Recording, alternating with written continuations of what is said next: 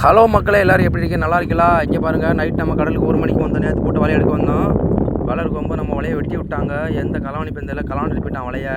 அது 10,000 வலை போச்சு. அதோட ரொம்ப லேட்டாகிடுச்சு பாருங்கள். அதான் கொஞ்சம் கொஞ்சமாக எடுத்துக்கிட்டு இருக்கோம். வெளுப்பு ஓடிச்சு பாருங்கள், பொழுது கிளம்பிடுச்சு பாருங்கள். இங்கே பாருங்கள், வலையில் இங்கே பாருங்கள். அது வந்து நம்ம எடுத்து அது நண்டு வலை, இது சலங்க வலை தான் சொல்லுவோம். இந்த நண்டை பாருங்கள், குண்டா இருங்க.